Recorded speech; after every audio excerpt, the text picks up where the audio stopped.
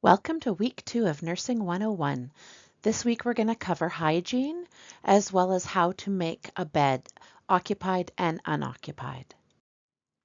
Providing personal care is a great way for a nurse to assess their patient at the same time as providing for comfort and feelings of well-being, because we all feel a lot better when we're clean.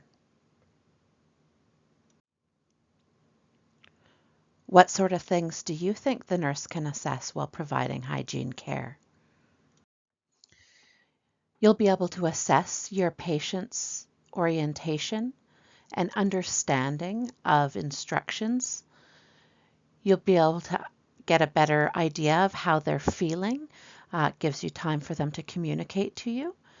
You're also able to check for pain and sensation, range of motion, strength, coordination, and one of the most important pieces, skin integrity.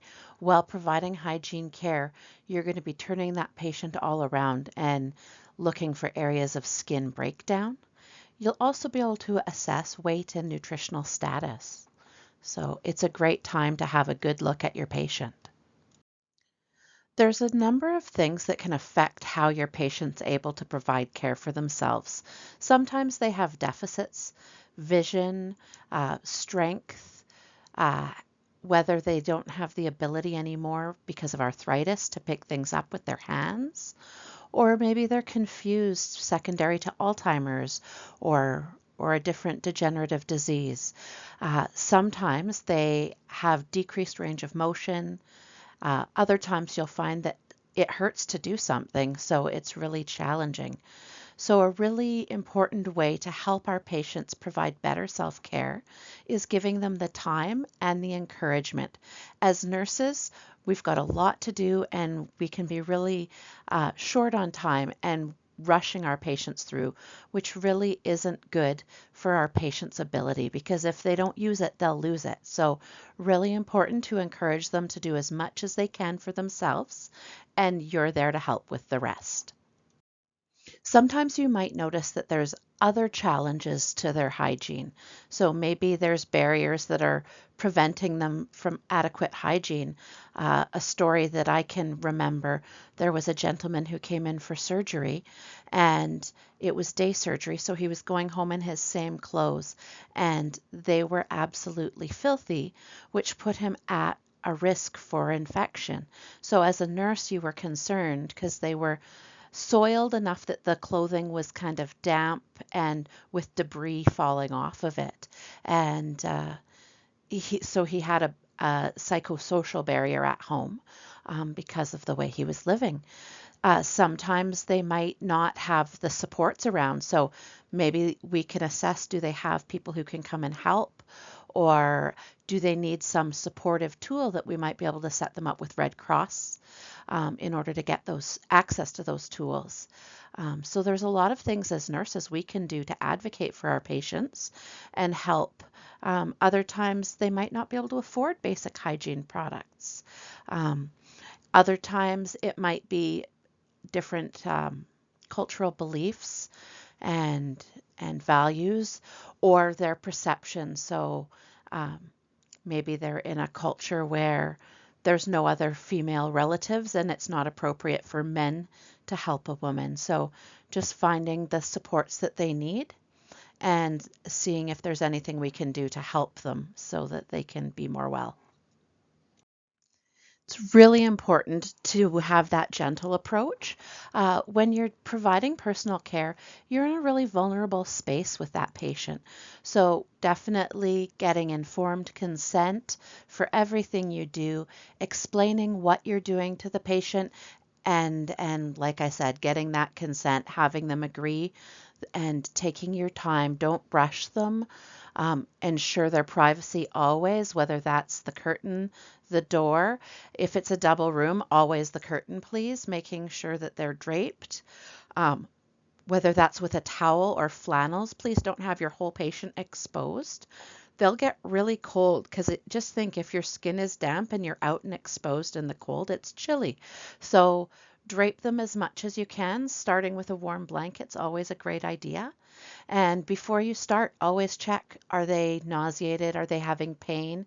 We can always go and ask the nurse we're working with to help get them some medication for that so that they're comfortable throughout the procedure. And then always maintaining the safety. So when you're not right there, side rails up times 2 or 3, and then the bed in the lowest position when you're walking away. But please make sure that the bed is at a working height for you while you're right there at bedside.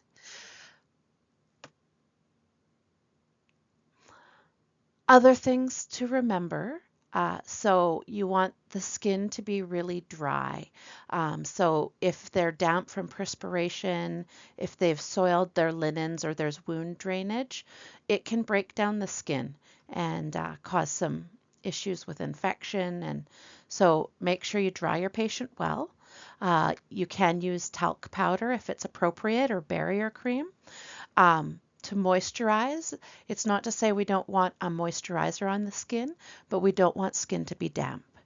And then we want to maintain that warmth. So we've already talked about that with making sure they're draped, whether that's towels or flannels, anywhere they're not being washed, just so that they stay comfortable and they also maintain their dignity.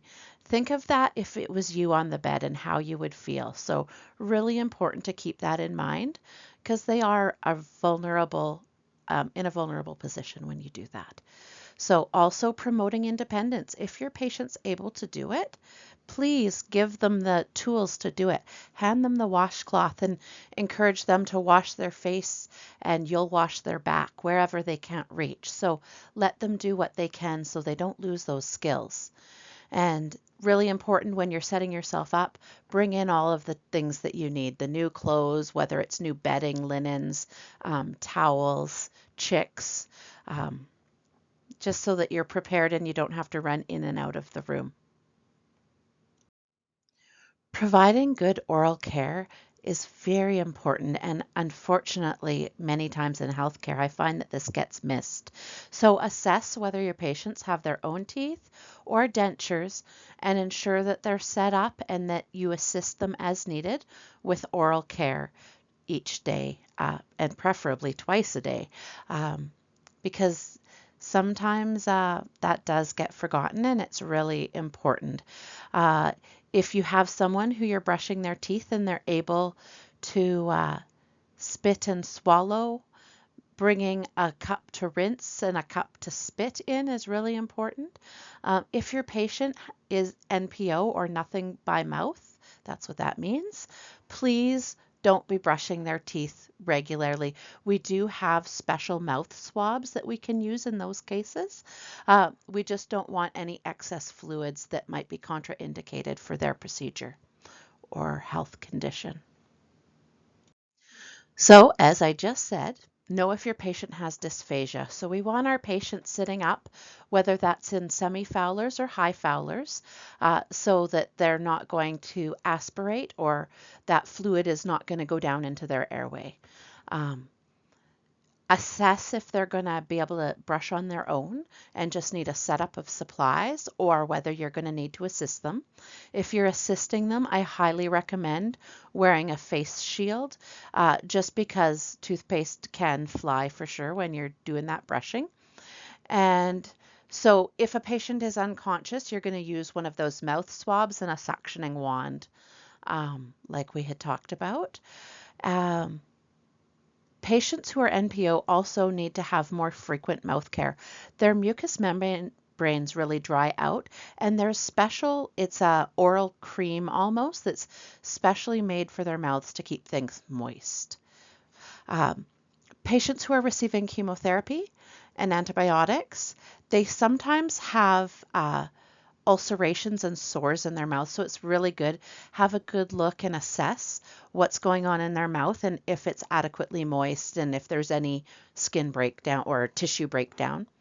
And then also assessing dentures. So if someone has dentures, we'll want to take them out, soak them in the denture cup with the special denture cleaner, and give them a good brush twice a day as well.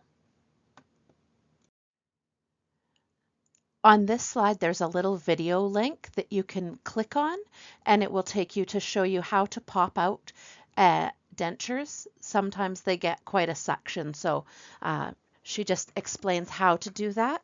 And then also important, if you're giving them a good brush in the sink, put a towel or a cloth down in the sink first, just because dentures are really expensive. So if you accidentally drop them, that they hopefully won't break. Pressure ulcers are a real challenge in our healthcare setting, so it's really important if a patient is unable to move or has decreased sensation that as a nurse we're assessing and doing interventions to help prevent further skin breakdown. So it's a localized injury to the skin, and it's typically over a bony prominence, though it can happen as a result of pressure if your patient is laying on a hard object. So really important to be turning your patient over, looking underneath them, ensuring nothing is there, and assessing that skin to see if there is any reddened areas and whether those are blanchable. So it says here the prevalence rate of pressure ulcers in acute care is 25%. So 1 in every 4 of your patients will have some form of pressure ulcers. So really important to assess and do whatever we can to help prevent them or to help them heal if they are already there. So it really is an ongoing challenge, and it's so important that you look. Some of the risk factors that can help lead to skin breakdown, such as pressure ulcers, are things like nutrition and hydration. So if your patient's dehydrated or they're not eating very much, they're going to be at a greater risk of developing these skin ulcerations. Decreased tissue perfusion. So a good example of that is someone who's diabetic, and some of those vessels might be clogged, some of those little capillaries, and so the tissue's not getting the same blood flow. It's far more likely to break down. Inflammatory processes, so wounds, whether someone has cellulitis, patients who are in uncontrolled pain, if they're hurting too much to move, that's a problem. So I know when I'm assessing my patients, always asking, are you having enough pain? Are you having bad pain? And then also asking them, so if they tell you that they're not having pain, if you move, does it hurt? Because lots of times they'll think, oh, I'm laying still, I'm not having pain. And so they'll report no pain, but it might be a 9 out of 10 when they move. So they're just not moving. And so you can also do teaching with your patients while you're in there about the importance of moving and not lying in one spot if they're able to move themselves around in bed. And if they're not, we need to be doing that for them. So 3 contributing factors. There's pressure intensity, so the amount of prolonged pressure, the pressure duration, so how long have they been on that pressure. With that one, right, we turn people Q2H, so every 2 hours, we want to turn them side to side and keep them off that spot. That's a really basic nursing intervention to help decrease pressure. And then tissue tolerance. And so that's basically talking about the last slide. Does the patient have adequate nutrition? Are they hydrated? Do they have some circulatory compromise? What's going on with them? So all things to keep in mind when we're assessing our patients. So other risk factors to skin breakdown, we talked a little bit about moisture. So we want the area to be dry but hydrated. We don't want wrinkled linens or crumbs, any hard objects that have fallen into the bed. So important that we're turning our patient, we're having a good look, and if there's anything under them, we're removing it. Those areas of pressure, we talked about tissue intolerance or how tolerant it is. Immobility, so you're going to see these pressure ulcers often in our paraplegics, quadriplegics. So important that we're having those patients on turn schedules and pressure relief mattresses and really anything we can do to help decrease that risk for them. The other thing I talked about diabetes and some circulatory, but diabetics also have impaired sensory perception, or potentially do, and so they might not feel if there's a hard lump under them or uh, that. So really important that we're having those assessments. Also with the elderly, really frail, their skin's at risk for tearing with friction and shear when we're mobilizing them in bed, even for brief changes, all of that, we can do damaged skin tearing. So really important that we're extra careful with that. And then also risk factors is altered level of consciousness, right?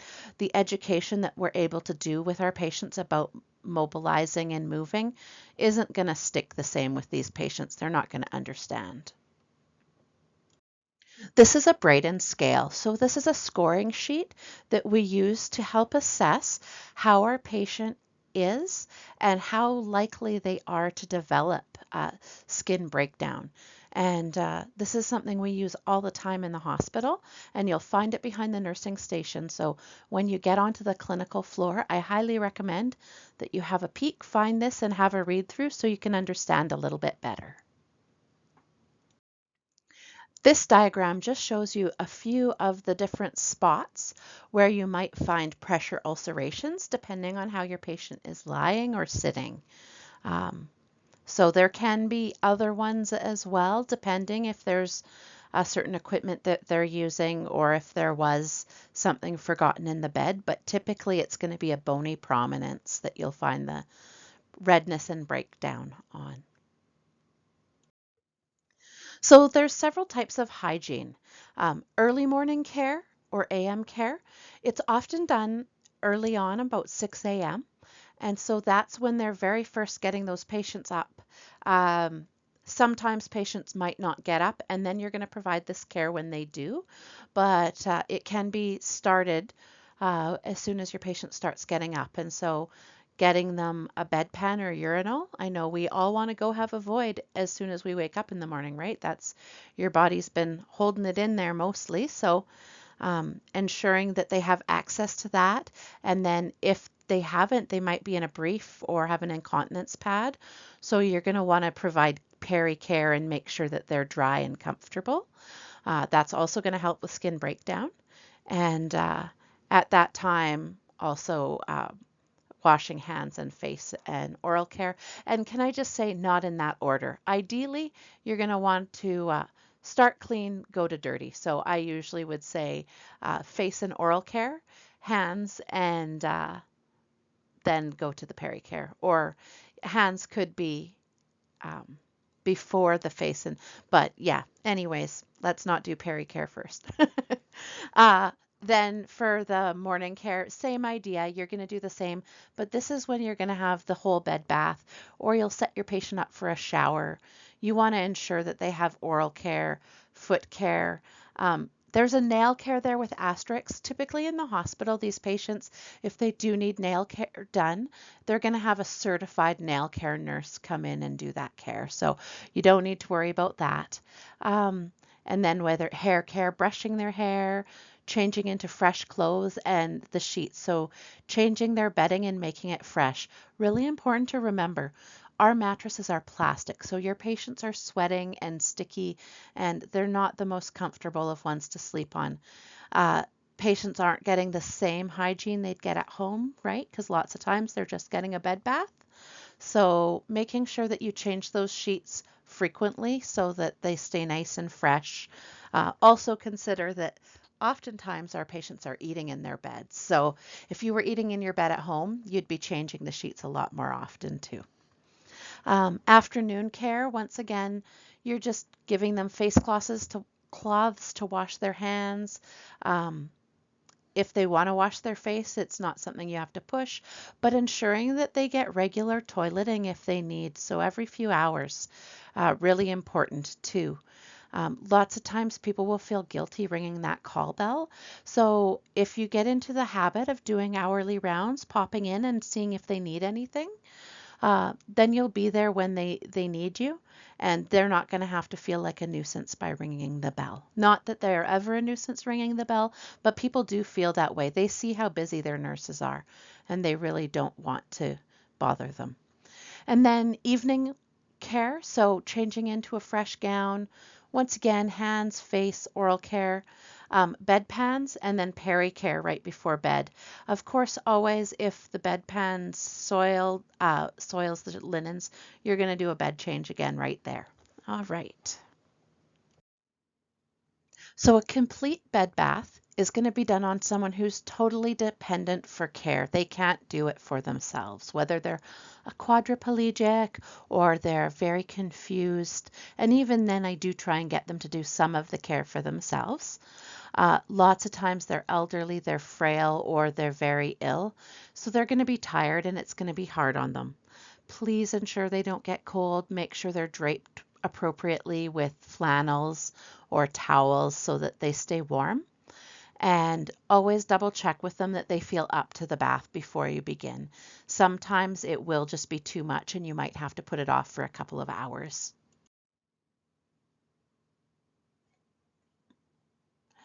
So really important, we're going to dry skin well. We don't want breakdown and we don't want infection. So with those flannels, we're maintaining the warmth. We're promoting independence. So assess your patient. Are they able to wash their face? Lots of times I'll get the basin all ready. I'll give the patient a face cloth and say, here, you do your face and I'm going to get your back or your face and your armpits, just depending on if they can reach. You can have them do their own peri-care. Lots of times if it's catheter care, I step in and help because patients aren't going to be comfortable with working around that, but otherwise they're fine to do it themselves if they feel they can do a good job, or you can let them do part of it and you can come in and finish off. So work together with your patient and allow them to keep as much independence as they can. It can be a challenging thing because it is time consuming, but try not to rush them.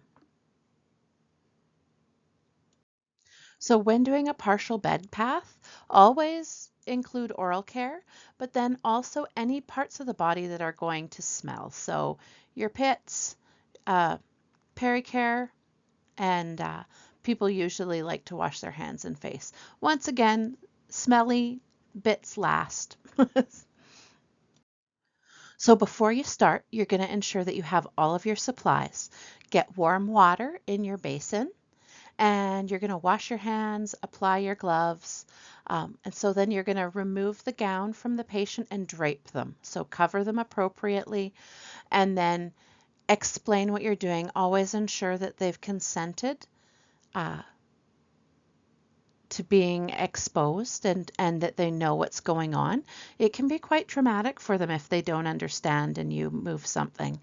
And always start head and move down. So make sure your water's clean. Don't be scared to change out the water. When you're doing peri-care, I highly recommend just using Chicks and one swipe per wipe and done. So this isn't the time to conserve. Do a good thorough wipe, starting at the top, moving to the back, and discard. So I know there are some videos out there that will show changing the part of the cloth, but ideally, like I said, you're not going to be reusing your toilet paper. Don't reuse the wipes on your patient's peri-care. You're going to use long, gentle swipes, but be really careful of the pressure that you're using. If your patient has fragile skin, they will be at risk for skin tears. So just be very gentle, assessing that skin integrity the whole time. How thin is it? Are there any open areas?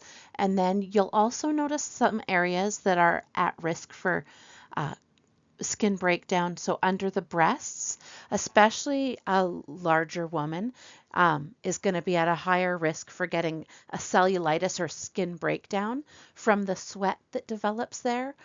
Armpits, groins.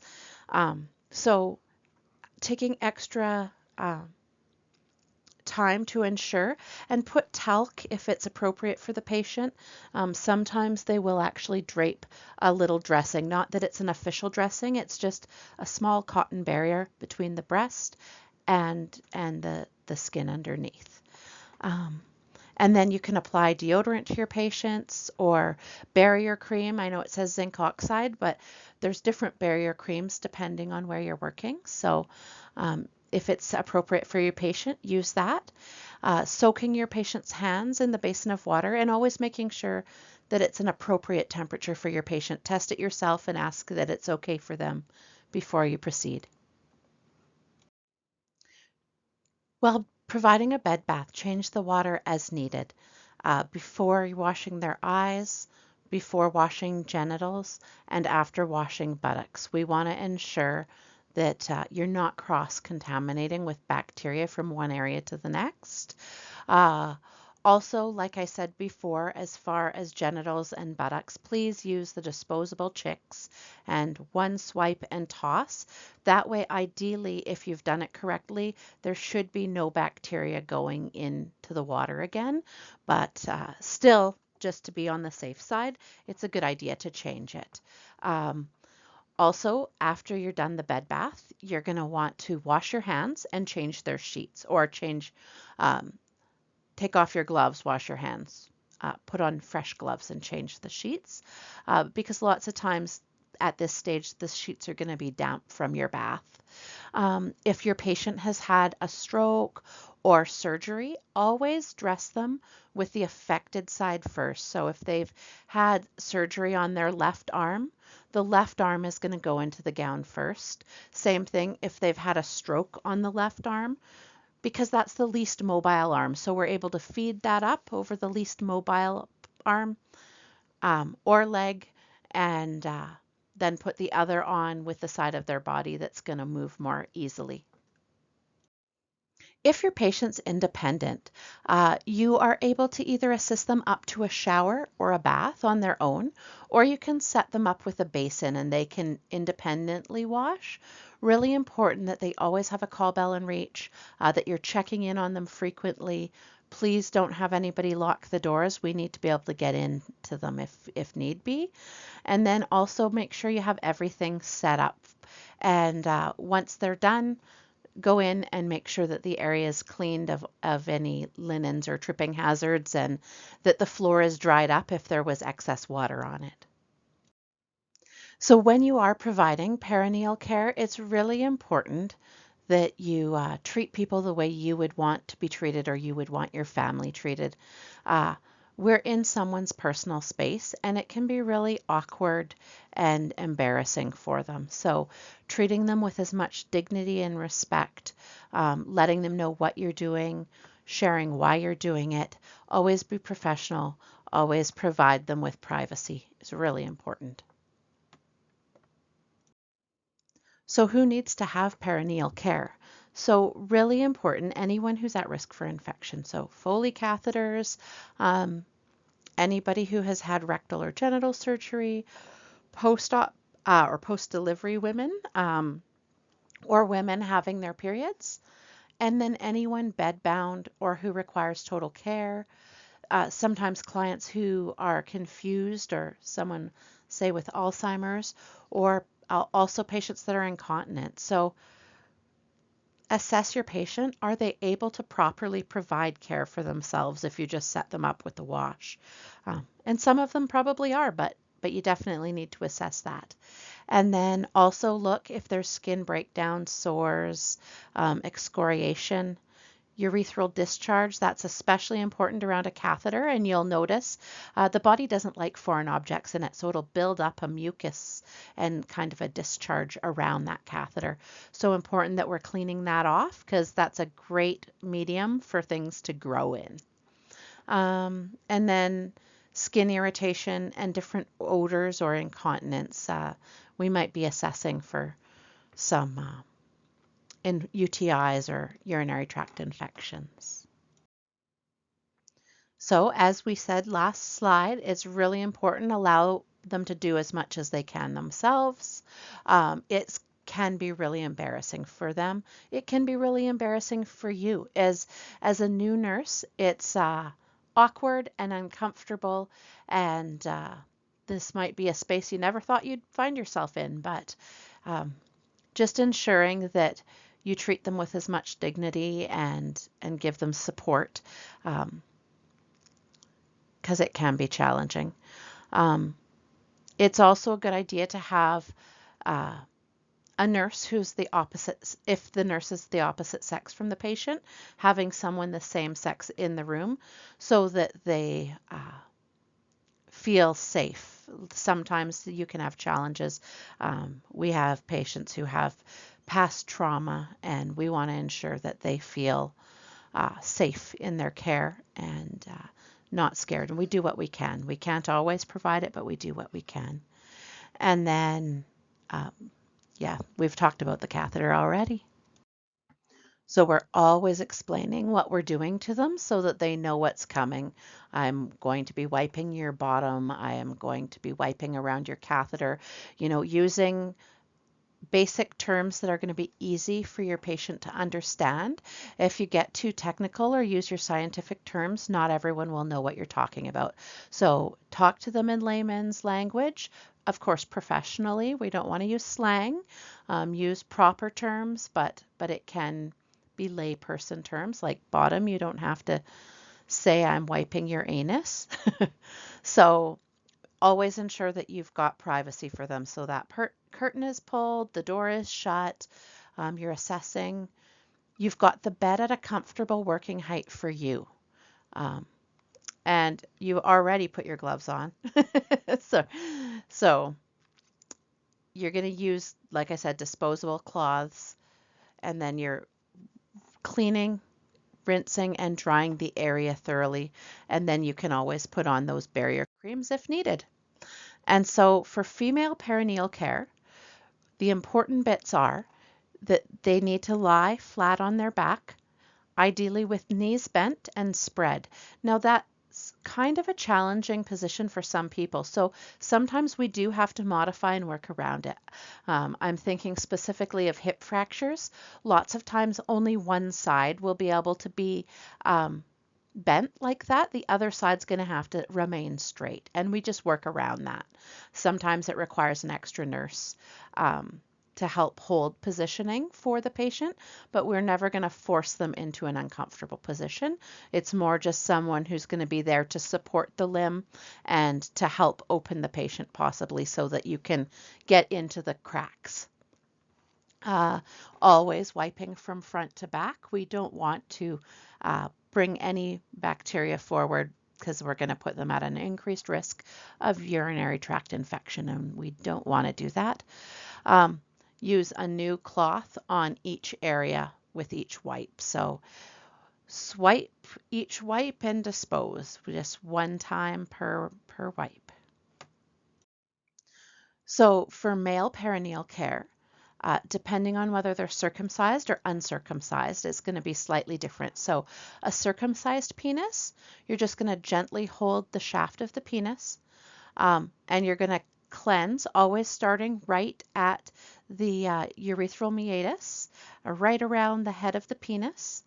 And if there's a catheter in, you're going to start there and wipe away from the urethra up the catheter. So if it's a circumcised penis, it's really important that we retract that foreskin and then wash any smegma that might have collected there. So when doing that, an important thing to remember is once you've retracted that foreskin and cleaned underneath, you must go ahead and pull that foreskin back over.